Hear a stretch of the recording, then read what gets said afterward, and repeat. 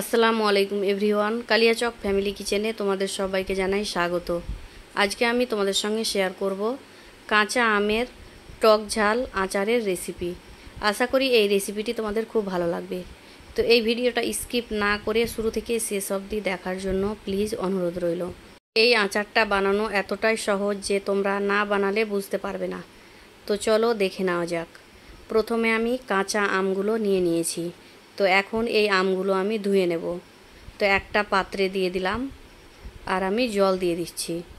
জলটা দিয়ে খুব ভালো মতো হাত দিয়ে ঘষে ঘষে আমি এই আমগুলো ধুয়ে নেব। তো ধুয়ে পরিষ্কার করে একটা ছিদ্রযুক্ত পাত্রে আমি আমগুলো নিয়ে নিচ্ছি। তো আমগুলো খুব ভালো মতো ধুয়ে আমি শুকিয়ে নিলাম। এবার এই আমগুলো ছোট ছোট টুকরো করে আমি কেটে নেব। তো এখন আমি আমগুলো খুব সুন্দরভাবে ছোট ছোট টুকরো করে কেটে নিচ্ছি। তো ঠিক এই মতো করে আমি কেটে নিলাম। সবগুলো আম কাটা হয়ে গেলে আমি এই আমগুলোতে লবণ আর হলুদ দিয়ে দেব।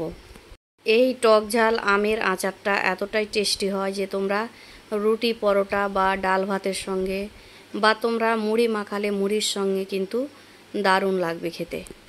তো সবগুলো আম আমার কাটা হয়ে গেছে। এই পর্যায়ে আমি পরিমাণ মতো লবণ আর হলুদ দিয়ে হাত দিয়ে খুব ভালো মতো মিশিয়ে প্রায় 6 থেকে 7 ঘন্টা ভিজিয়ে রেখে দেব, যাতে করে আমের যে এক্সট্রা জলটা থাকে সেটা বেরিয়ে আসে। 6 থেকে 7 ঘন্টা পরে আমি ফিরে আসলাম। দেখো কতটা জল বেরিয়ে এসছে। এখন আমি এই জলটা ছেঁকে নিলাম। এবার আমি রোদে শুকিয়ে নেব প্রায় 6 থেকে 7 ঘন্টা। তো দেখো রোদে আমি শুকোতে দিয়ে দিয়েছি আমগুলো।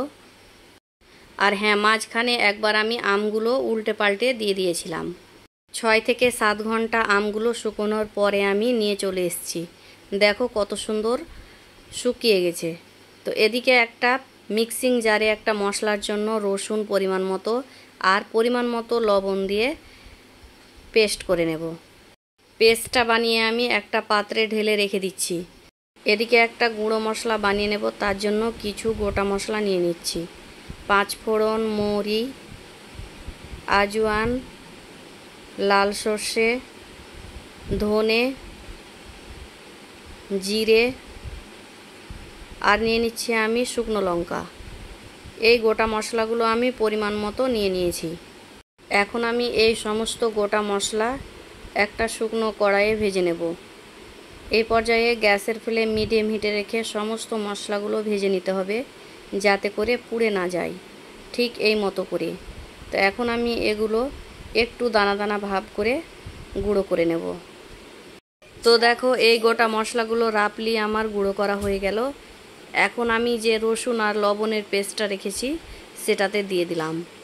আর দিয়ে দিলাম পরিমাণ মতো লঙ্কার গুঁড়ো আর পরিমাণ মতো হলুদ গুঁড়ো আর পরিমাণ মতো সরিষার তেল। আর আমি খুব ভালো মতো মিশিয়ে নিচ্ছি। একটু সময় ধরে মিশিয়ে নিতে হবে, যাতে করে কালারটা খুব সুন্দর আসে। মশলাটা খুব সুন্দরভাবে মেশানো হয়ে গেছে। এখন উপর থেকে শুকিয়ে রাখা আমগুলো দিয়ে দিলাম। আর আমি মশলার সঙ্গে আমগুলো খুব ভালো মতো মিশিয়ে নিচ্ছি।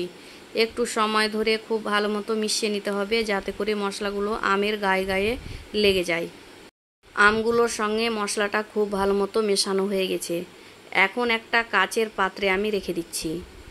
আর হ্যাঁ, এই আমের আচারটা অবশ্যই কাঁচের পাত্রে রাখার চেষ্টা করবে, তাহলে সারা বছর খুব সুন্দরভাবে থেকে যাবে। তো ফ্রেন্ডস, আশা করি আমার এই আচারের রেসিপিটি তোমাদের ভালো লেগেছে। যদি ভালো লেগে থাকে তাহলে লাইক, কমেন্ট অ্যান্ড শেয়ার করবে। আর আমার চ্যানেলে যদি নতুন ফ্রেন্ডস হয়ে থাকো তাহলে প্লিজ সাবস্ক্রাইব করে দেবে। আর যদি ফেসবুক পেজ থেকে ফ্রেন্ডস হয়ে থাকো তাহলে প্লিজ ফলো করে দেবে। আল্লাহ হাফিজ।